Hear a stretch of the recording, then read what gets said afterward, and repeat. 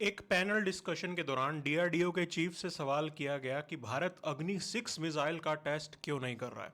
तो उनका जवाब था कि हम रेडी हैं, गवर्नमेंट का अप्रूवल आना बाकी है। बस तब से जो है इस देश के अंदर स्ट्रेटेजिक डिबेट छिड़ गई है कि क्या भारत को अग्नि 6 मिसाइल का टेस्ट करना चाहिए। अब ये सवाल इसलिए उठ रहा है कि हमारे पास अग्नि 5 मिसाइल है जिसकी इफेक्टिव रेंज 5000 किलोमीटर्स की है। मतलब हमारे जो ट्रेडिशनल थ्रेट्स हम मानते हैं पाकिस्तान और चाइना, उनके डिफरेंट पार्ट्स को हम उस मिसाइल से ही हिट कर सकते हैं। तो भला हमें नई मिसाइल अग्नि 6 क्यों चाहिए कि आप 10,000 किलोमीटर की रेंज वाली मिसाइल लेंगे। बस यही डिबेट जो है ये चल रही है। अब आपको ये जानना होगा, देखिए कि हम सिर्फ मिसाइल की बात नहीं कर रहे हैं, रेंज की बात नहीं हो रही है।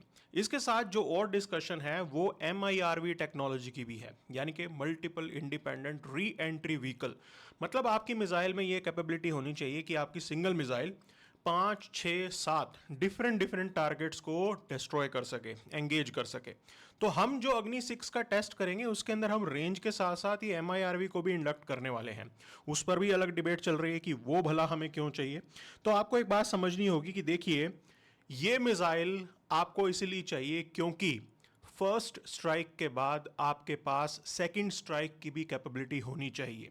मान लीजिए कि ऐसा सिनेरियो हो जाए, हाइपोथेटिकल सिनेरियो है कि आपके दुश्मन आपके जो भी मिसाइल लॉन्चर्स हैं उनको डिस्ट्रॉय कर दें, तो आप कहां से इस मिसाइल को लॉन्च करेंगे। आपके बॉर्डर एरिया में पड़े लॉन्चर्स डिस्ट्रॉय हो चुके हैं, आपका जो लॉन्चर आपके देश के बीचों बीच है जो सेफ है उसके इतनी रेंज नहीं मिलेगी। तो उस प्रॉब्लम को सॉल्व करने के लिए हमें ये 10,000 किलोमीटर की रेंज चाहिए कि हम इस मिसाइल को अपने इंटीरियर से किसी सेफ लोकेशन से इजीली लॉन्च करेंगे और तब भी हम चाइना पाकिस्तान के डिफरेंट पार्ट्स को हिट कर पाएंगे। ये हमारा प्राइम ऑब्जेक्टिव है। तो आइडिया बहुत अच्छा है। अब सवाल ये आता है कि भाई ये ICBM यानी कि इंटरकॉन्टिनेंटल बैलिस्टिक मिसाइल होती क्या है। ये लॉन्ग रेंज मिसाइल है। नॉर्मली 5000 किलोमीटर प्लस रेंज की मिसाइल्स को हम ICBM बोल देते हैं। इन मिसाइल्स का जो पाथ है वो बैलिस्टिक पैराबोलिक पाथ होता है। मतलब स्टार्टिंग के अंदर बूस्टर रॉकेट होती है जिसमें ये मिसाइल तेजी के साथ ऊपर जाती है, फिर सेकंड स्टेज के अंदर ये एटमॉस्फेयर से बाहर जाती है और कुछ समय स्पेस में ट्रेवल करती है।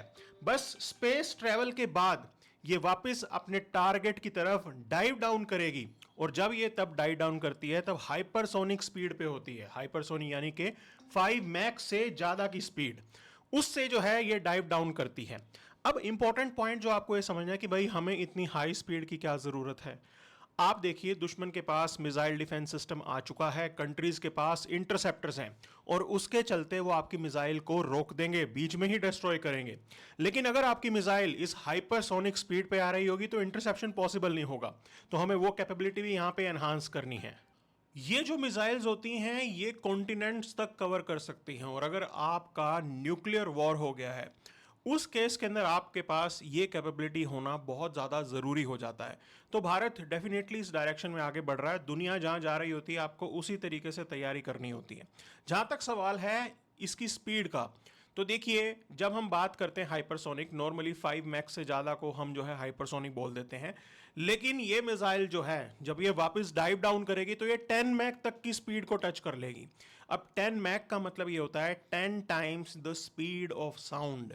स्पीड ऑफ साउंड मानी जाती है 1235 किलोमीटर पर आवर। उससे 5 से 10 टाइम्स ज़्यादा स्पीड पर जब ये आती है तो इंटरसेप्शन वाकई ही डिफ़िकल्ट होगा। हमारे दिमाग में चाइना है as a major you can say threat. तो चाइना के लिए प्रिपरेशन इसीलिए हमें करनी पड़ रही है क्योंकि चाइना ने अपना जो मिसाइल डिफेंस है वो काफ़ी एडवांस कर लिया है। उनके पास लेयर डिफेंस है। वो सैटेलाइट नेटवर्क के थ्रू हमारी इनकमिंग मिसाइल के बारे में आइडिया ले सकते हैं और उसे इंटरसेप्ट करने का भी प्लान बना सकते हैं। लेकिन अगर आपके मल्टीपल वॉरहेड्स आ रहे होंगे वो भी डिफरेंट डायरेक्शन में, तो इंटरसेप्शन डेफिनेटली डिफिकल्ट होगा और हमें जो है ये कैपेबिलिटी यहां पे लेके आनी है।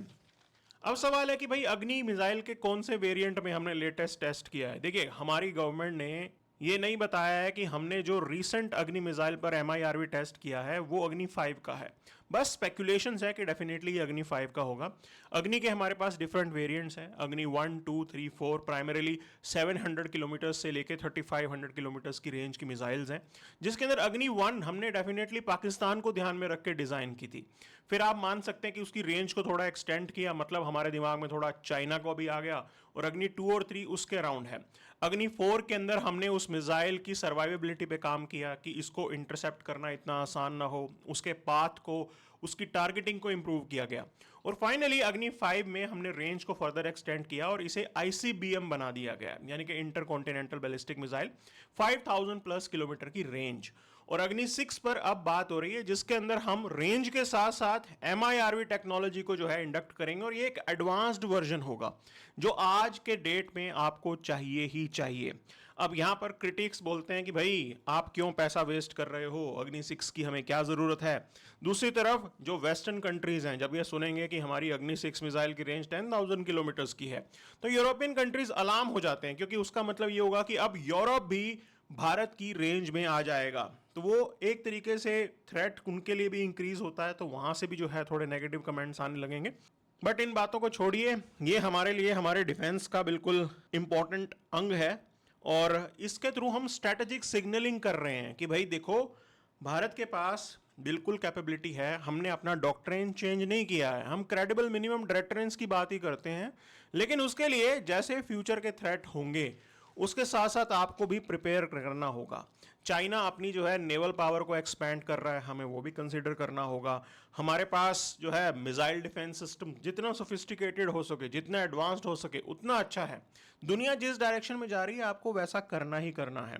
और रही बात कि आज के डेट में बैलिस्टिक मिसाइल कितना जरूरी है, आप समझ चुके हैं कि ईरान वॉर के अंदर ईरान ने कैसे एक लेयर्ड अटैक किया था, जिसके अंदर cruise missile, ballistic missile, drones सबको इंडक्ट करके अमेरिका के एयर डिफेंस सिस्टम को उन्होंने एग्जॉस्ट कर दिया।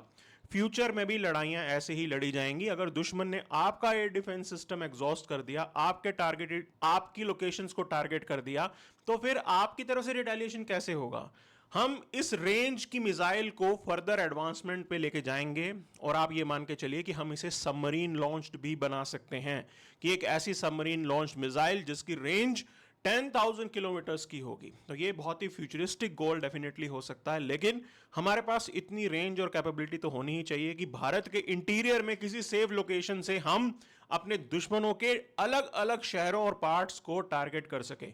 यहां पे ये मिसाइल सिर्फ न्यूक्लियर वॉरहेड नहीं लेके जाएगी। मान लीजिए आपको कहीं पे कन्वेंशनल अटैक भी करना है, तब भी आपके पास जो है ये कैपेबिलिटी होना बहुत जरूरी है।